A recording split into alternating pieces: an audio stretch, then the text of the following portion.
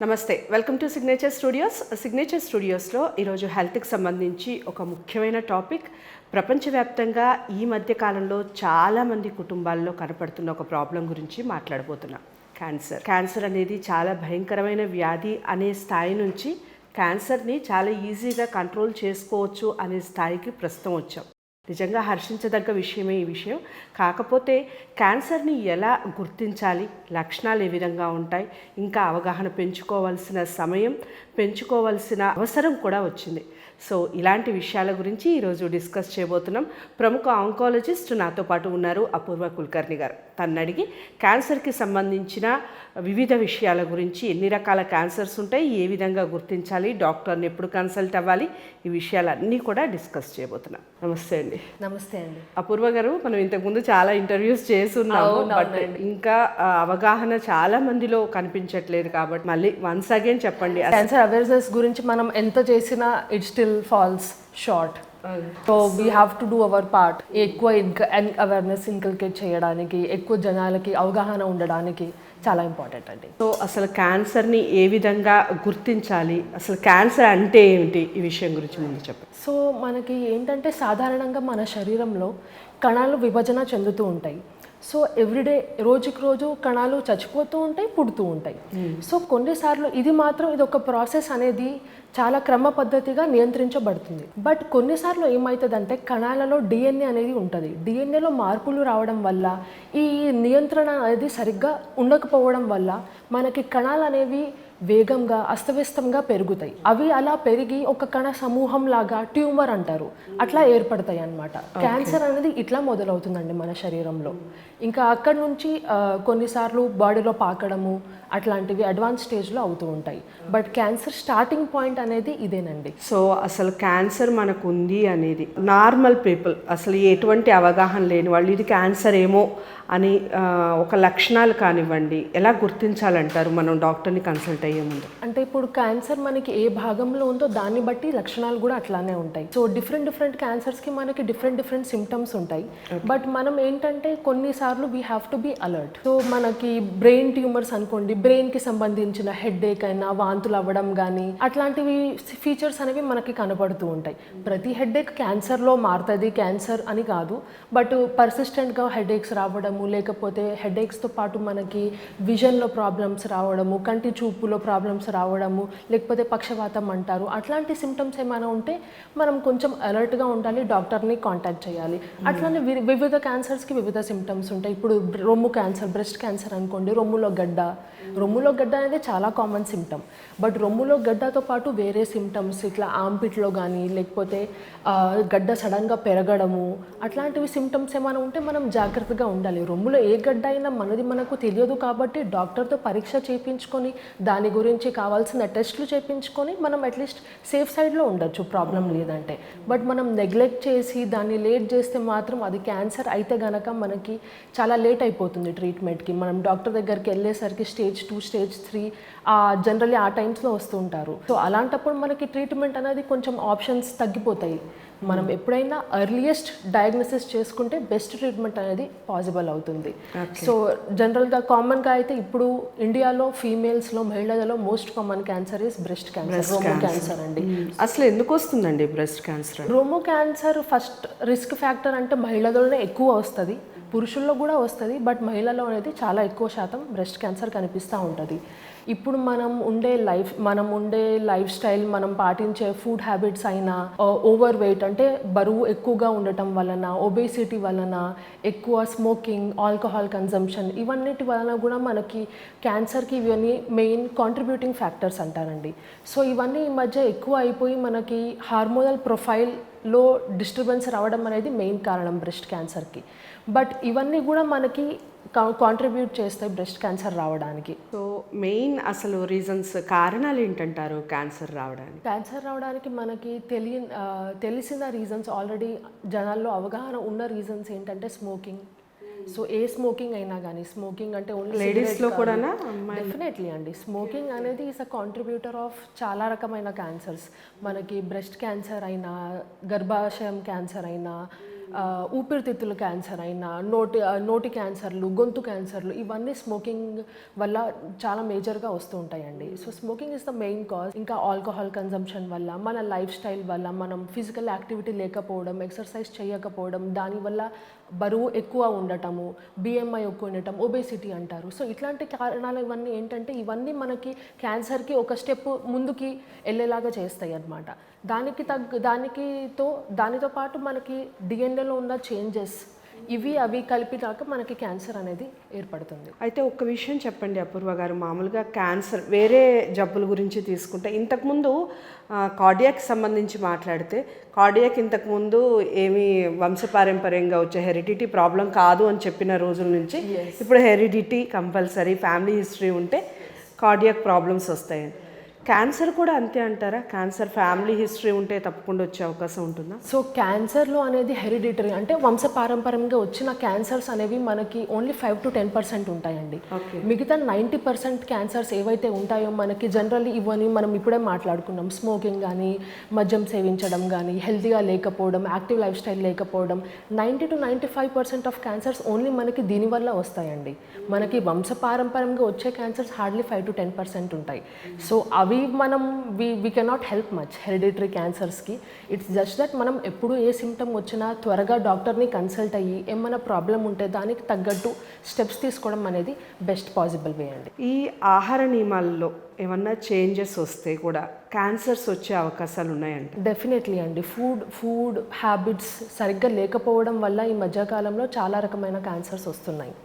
Mainly endometrium cancer అంటారు, అంటే గర్భాశయ క్యాన్సర్, యూటరైన్ క్యాన్సర్స్ అయినా, మనకి కోలాన్ పేగుల్ క్యాన్సర్ అంటారు, ఆ క్యాన్సర్స్ అయినా మనకి ఫుడ్ హ్యాబిట్స్ అనేవి చాలా ఈ మధ్య బాగా జంక్ ఫుడ్ వైపు, లేకపోతే ఫుడ్ డెలివరీ యాప్స్ చాలా వచ్చేసినాయి.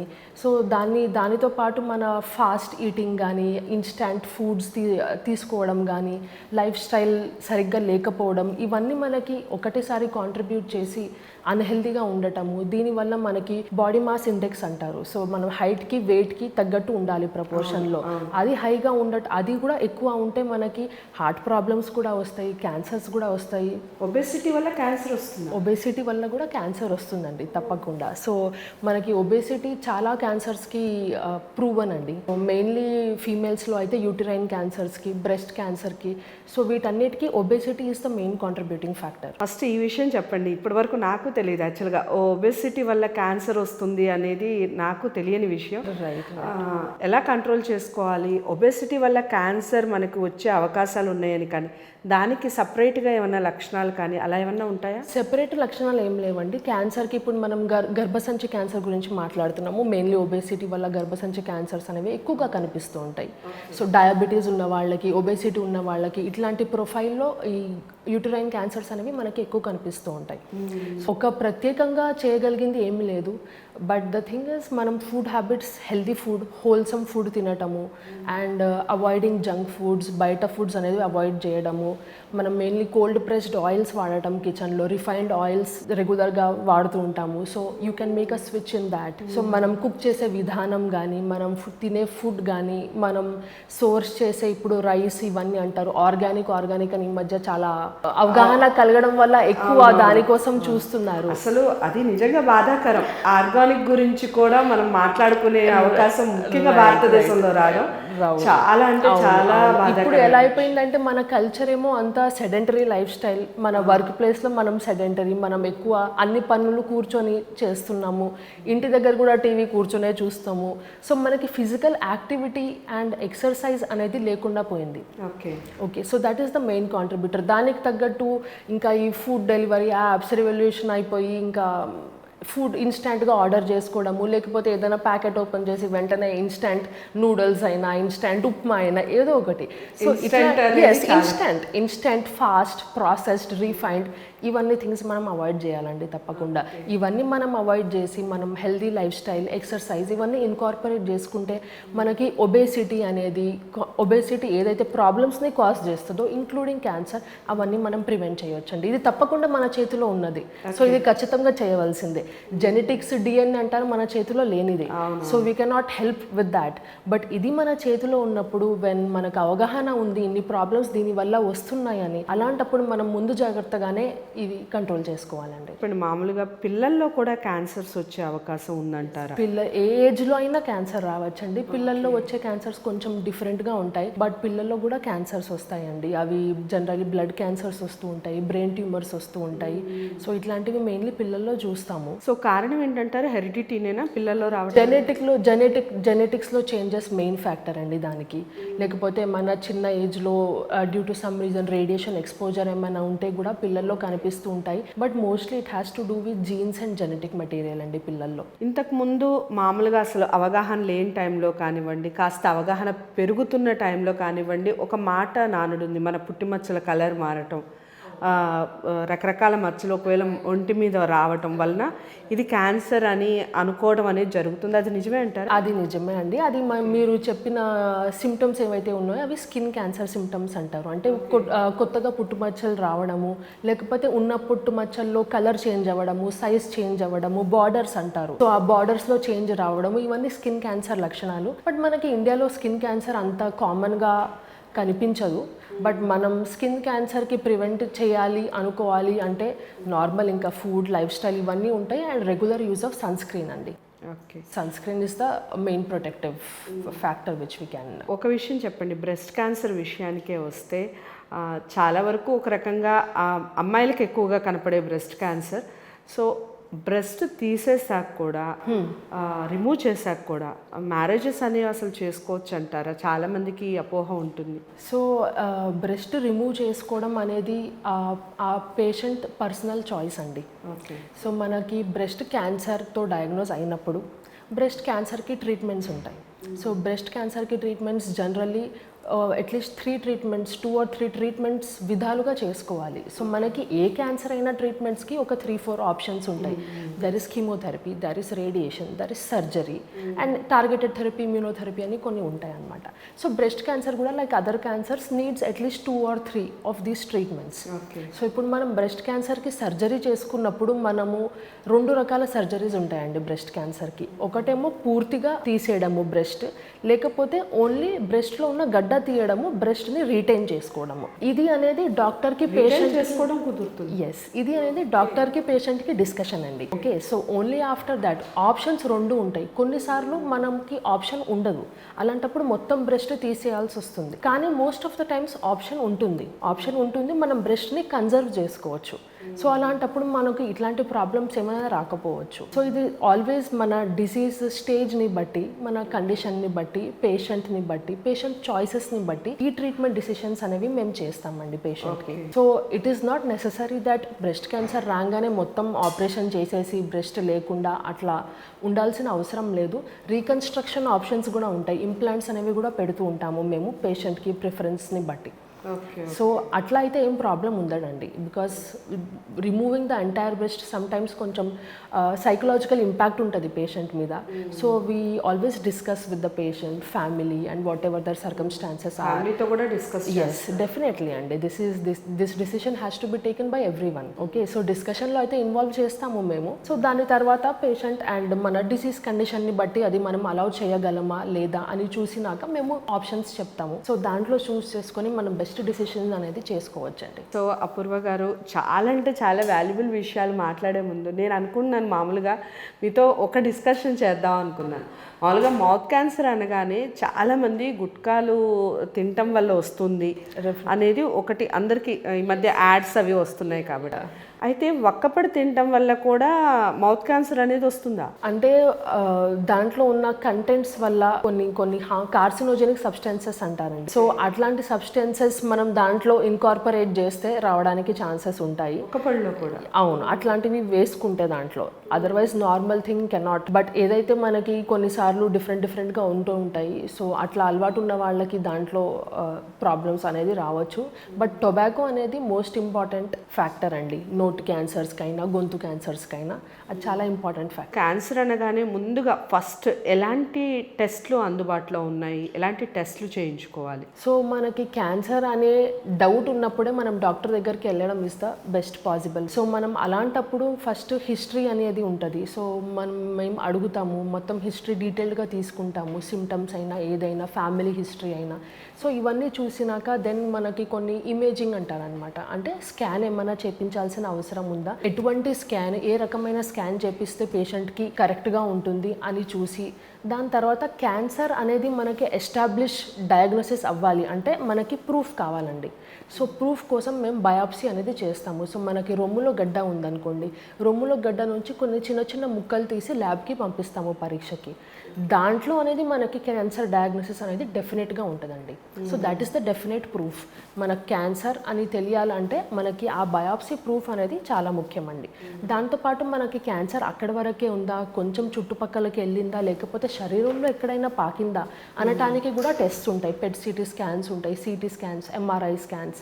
సో అది పేషెంట్కి అవసరమైనప్పుడు పేషెంట్ జబ్బు స్టేజ్ స్థితిని బట్టి మేము అడ్వైస్ చేస్తూ ఉంటాము. So these are the main test అండి వీడు. మనం ఇంతకు ముందు మాట్లాడినట్టుగా కార్డియాక్ సంబంధించి మాట్లాడితే అది మనకి బీపీ ఉన్నా లేదా డయాబెటిక్ పేషెంట్స్ కంపల్సరీ జాగ్రత్త వహించాలి, లేకపోతే కార్డియాక్ సమస్యలు వచ్చే అవకాశం ఉంది అని అంటారు.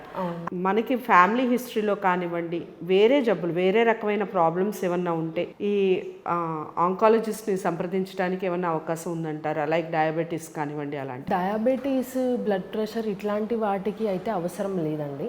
బట్ కొన్ని క్యాన్సర్స్ మనకు ఫ్యామిలీలో, సపోజ్ రొమ్ము క్యాన్సర్ అనుకోండి, లేకపోతే పేగుల్ క్యాన్సర్ అనుకోండి, లేకపోతే ప్రాస్టేట్ క్యాన్సర్ అనుకోండి, ఇట్లాంటివి మనకి ఫ్యామిలీలో ఎవరికైనా ఉంది అని ఉంటే మాత్రం మనం తప్పకుండా ఆంకాలజిస్ట్ని కన్సల్ట్ చేయాలండి. Especially breast cancers, ovarian cancers, prostate cancers. So ఇవన్నీ మనకి ఏంటంటే వంశపారపర్యంగా కూడా వస్తూ ఉంటాయి. సో ఆ జెనెటిక్ టెస్టింగ్ అనేది మనం చేసుకోగలిగితే we can definitely prevent it or catch it at an earlier stage. So అట్లాంటి వాటికైతే మనం చేయొచ్చండి. బీపీ, షుగర్కి, క్యాన్సర్కి మనం అంటే అసలు శరీరంలో మిగిలిన జబ్బులు ఏమన్నా ఉన్నప్పుడు క్యాన్సర్ వచ్చే అవకాశం ఉందా అనేది. క్యాన్సర్ మనకి శరీరంలో షుగర్, బీపీ ఉన్నా లేకపోయినా వచ్చే అవకాశం అయితే ఉందండి. బట్ ఎస్పెషల్లీ మరి షుగర్, డయాబెటీస్ గురించి మాట్లాడుతున్నాం కాబట్టి డయాబెటీస్ ఎట్లాంటి స్టేట్ అంటే ఇమ్యూనిటీ అనేది తక్కువ ఉంటుంది. సో ఇమ్యూనిటీ తక్కువ ఉండటం వల్ల ఎప్పుడైనా వేరే ప్రాబ్లమ్స్ రావడానికి అవకాశం ఎక్కువ ఉంటుంది. సో క్యాన్సర్ అనేది కూడా సేమ్ థింగ్. క్యాన్సర్ కూడా ఇమ్యూనిటీ ఏమైనా తక్కువ ఉన్నప్పుడు, మిగతా ఫ్యాక్టర్స్ ఉన్నప్పుడు, జెనెటిక్ చేంజెస్ ఉన్నప్పుడు ఇవన్నీ కలిపి కాంట్రిబ్యూషన్ అనేది ఉంటుంది. బట్ డైరెక్ట్గా బీపీకి, షుగర్కి అట్లా క్యాన్సర్కి కోరిలేషన్ లేదు. But it can happen. మనకి షుగర్, బీపీ ఉన్నా లేకపోయినా it can still happen. So brain విషయానికి వస్తే, బ్రెయిన్ ట్యూమర్స్ లేదా బ్రెయిన్ క్యాన్సర్ ఒక రకంగా ప్రాణాంతకం అనే చెప్పాలి. కానీ బ్రెయిన్ ట్యూమర్ వచ్చినప్పుడు మనకి లక్షణాలు ఏ విధంగా ఉంటాయి? సేమ్ లక్షణాలు ఉంటాయా? ట్యూమర్ తొలగించే అవకాశం ఉన్న తర్వాత పేషెంట్ పరిస్థితి ఏ విధంగా ఉంది? సో బ్రెయిన్ క్యాన్సర్ మనం ఇందాక మాట్లాడుకున్నట్టండి, హెడేక్ అయినా, వాంతులు అవ్వడం అయినా, లేకపోతే ఎక్కువ అలసట, ఇట్లాంటి సిమ్టమ్స్, లేకపోతే మనకి ఏమన్నా పక్షవాతం కానీ, ఫిట్స్ కానీ, ఇట్లాంటివి సిమ్టమ్స్ అనేవి మనకి వస్తూ ఉంటాయండి మెయిన్లీ బ్రెయిన్ క్యాన్సర్లో అయితే. సో బ్రెయిన్ క్యాన్సర్లో మెయిన్లీ మనకి సర్జరీ అండ్ రేడియేషన్ ట్రీట్మెంట్స్ ఉంటాయండి. సో సర్జరీ తర్వాత చాలా 90% వరకు మనకి రేడియేషన్ కూడా అవసరం అవుతుంది బ్రెయిన్ క్యాన్సర్కి. బ్రెయిన్ క్యాన్సర్లో కూడా గ్రేడ్స్ అనేవి ఉంటాయండి. గ్రేడ్ 1, 2, 3, 4 అనేవి ఉంటాయి. సో గ్రేడ్ తక్కువ అయితే మనకి సర్వైవల్, లైఫ్ స్పాన్ అనేది కొంచెం ఎక్కువగా ఉంటుందండి ట్రీట్మెంట్ చేసుకుంటే. కొంచెం గ్రేడ్ అనేది ఎక్కువ ఉంటే మాత్రం కొంచెం ప్రాణాంతకంగా ఉంటుంది. బట్ ట్రీట్మెంట్స్ మనకి అన్ని స్టేజెస్కి, అన్ని గ్రేడ్స్కి ఉన్నాయి బ్రెయిన్ క్యాన్సర్కి కూడా. బ్రెయిన్ క్యాన్సర్ వచ్చిన తర్వాత అసలు ఎనీ క్యాన్సర్ వచ్చిన తర్వాత మనం ఇంతకుముందు టెస్ట్ల గురించి మాట్లాడాం. సో ట్రీట్మెంట్ విధానం ఎన్ని రకాలుగా ఉండొచ్చు? మీరు అన్నట్టుగా కీమో స్టేజ్ కన్నా ముందు ఎలాంటి ట్రీట్మెంట్స్ ఉంటాయి? సో మనకి క్యాన్సర్ అనే డయాగ్నోసిస్ ఉంది అంటే మనం ఈ ట్రీట్మెంట్స్లో ఏదో ఒక ట్రీట్మెంట్ అయినా అవసరం ఉంటుందండి. సో కీమోథెరపీ అయినా, రేడియేషన్ అయినా, సర్జరీ అయినా, immunotherapy, targeted therapy, whatever it is, depending on cancer ఏ దశలో ఉంది, ఏ స్థానంలో ఉంది, ఇవన్నీ చూసుకున్నాక మనం ట్రీట్మెంట్ ఆప్షన్స్ అనేవి డిసైడ్ చేస్తామండి. సో బ్రెయిన్ క్యాన్సర్ కూడా అన్లైక్ ఎనీ అదర్ క్యాన్సర్స్ మనం సర్జరీ, రేడియేషన్తో డెఫినెట్లీ ట్రీట్మెంట్ అచీవ్ చేయొచ్చు. ట్రీట్మెంట్స్లో భాగంగా స్క్రీనింగ్ అనే మాట వింటూ ఉంటాం. సో ఈ స్క్రీనింగ్ అసలు ఎప్పుడు చేస్తారు, ఎవరికి యూస్ఫుల్ స్క్రీనింగ్ అనేది, దానికి సంబంధించి? సో స్క్రీనింగ్ అనేదండి క్యాన్సర్ సిమ్టమ్స్ రాకంటే ముందు, ఏమీ ప్రాబ్లమ్స్ లేకంటే ముందు నార్మల్ పీపుల్లో, అంటే ఎవరికి ఏం సిమ్టమ్స్ లేకుండా నార్మల్ పీపుల్, మీలాంటి వాళ్ళు, మన లాంటి వాళ్ళు చేయించుకోవాలండి. స్క్రీనింగ్ టెస్ట్ అంటే మనకి almost like preventive thing. Okay, so మనకి క్యాన్సర్ సిమ్టమ్స్ లేవు, ఏమీ లేవు, బట్ స్టిల్ మనం కొన్ని టెస్టులు చేయించుకుంటాం. ఎందుకంటే అట్లా చేయించుకున్నప్పుడు మనకి రెగ్యులర్గా ఏమవుతుందంటే మనకి క్యాన్సర్ సెల్స్ ఏమైనా స్టార్ట్ అయినా స్టార్టింగ్ స్టేజెస్లోనే మనం గుర్తుపట్టేస్తాం. సో స్టేజ్ 1లో, స్టేజ్ 0లో అనేది మనకి క్యాన్సర్ మనం గుర్తుపట్టగలిగితే క్యూర్ రేట్స్ అనేవి 90 to 95% ఉంటాయండి. సో మనకి మెయిన్లీ స్క్రీనింగ్ అనేది మనం మన దేశంలో బ్రెస్ట్ క్యాన్సర్స్కి, సర్వైకల్ క్యాన్సర్స్కి చేస్తూ ఉంటామండి. సో బ్రెస్ట్ క్యాన్సర్కి స్క్రీనింగ్ అంటే మ్యామోగ్రామ్ అనేది ఒకటి చేస్తాము. So mammogram is nothing but it is an breast x-ray అనమాట. మనం చెస్ట్ ఎక్స్రే ఎట్లయితే చేయించుకుంటామో సేమ్ బ్రెస్ట్ ఎక్స్రేని మ్యామోగ్రామ్ అనేది అంటారు. ఓకే, సో మనం మ్యామోగ్రామ్ అందరూ లేడీస్ తప్పకుండా చేయించుకోవాలండి.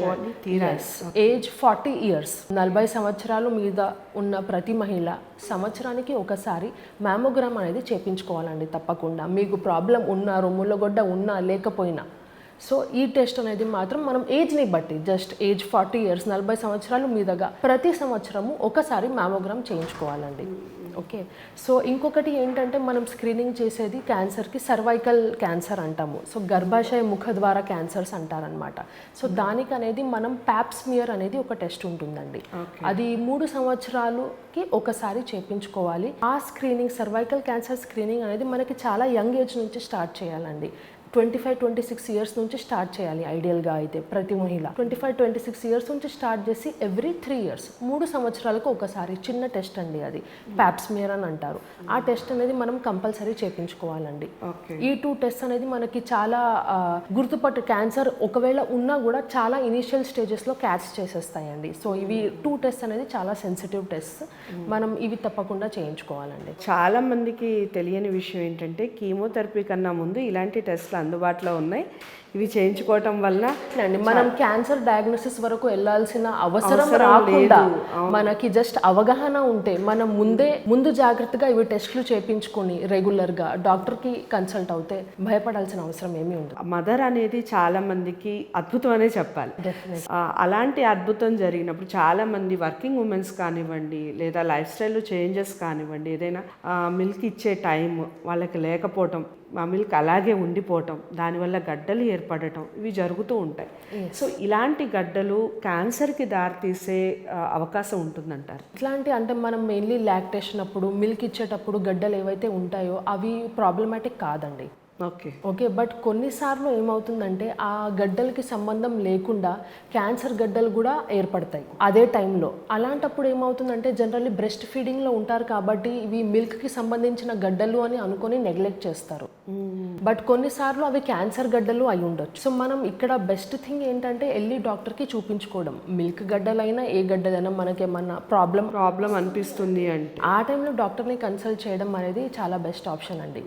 మిల్క్ గడ్డలు మీరు అన్నట్టు యాజ్ సచ్ క్యాన్సర్ కింద మారవండి. బట్ ఒకవేళ క్యాన్సర్ గడ్డనే కనుక అది అయితే, అది మిల్క్ గడ్డ కాకపోతే మనకి ప్రాబ్లం అవుతుందండి.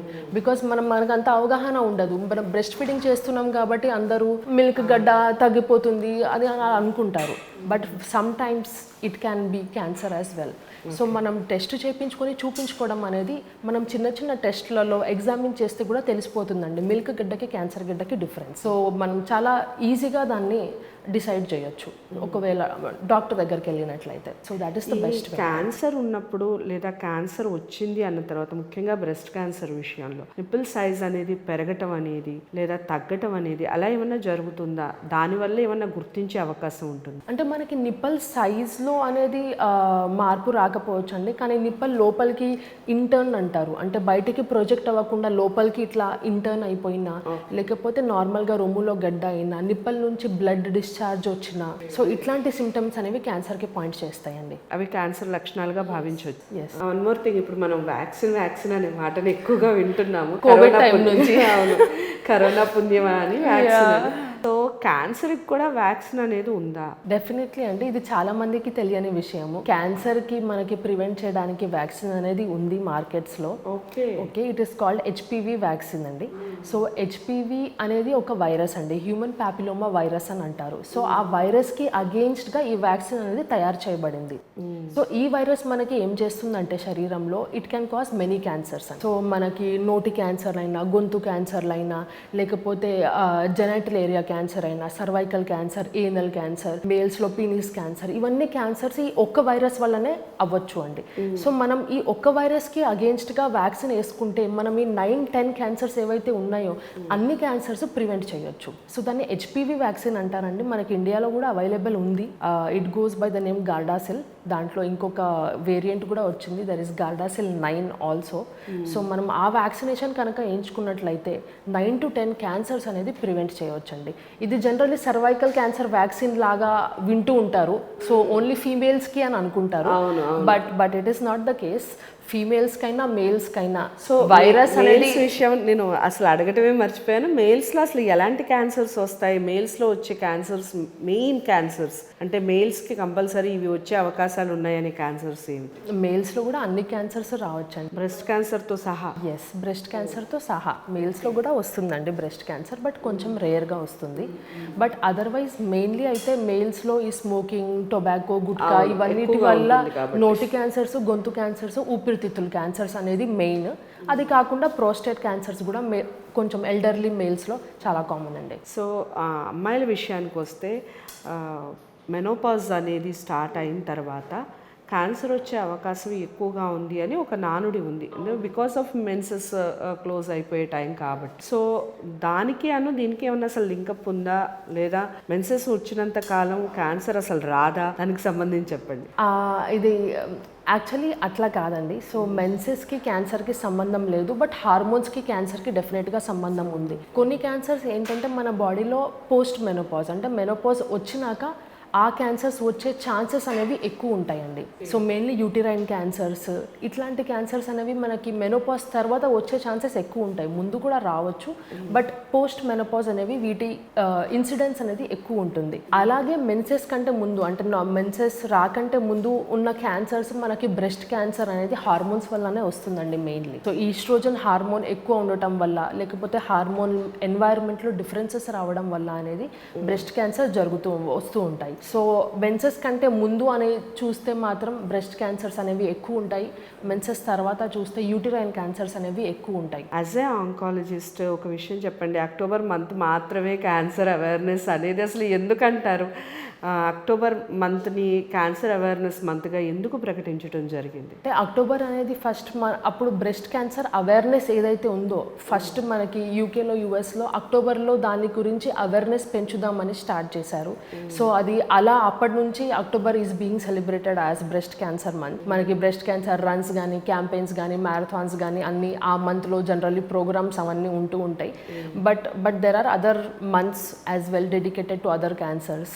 జనవరి is for cervical cancer. So అట్లా వేరే వేరే రకంగా మంత్స్ డెడికేట్ చేసి ఉన్నాయి. బట్ ఫస్ట్ ఏదైతే ఆ మూమెంట్ ఉందో అది అక్కడ నుంచి మొదలైంది కాబట్టి అదొకటే కొంచెం ఎక్కువగా అందరికీ అవగాహన ఉంది. ఇప్పుడు అక్టోబర్ మంత్లో కలుస్తుంటాం.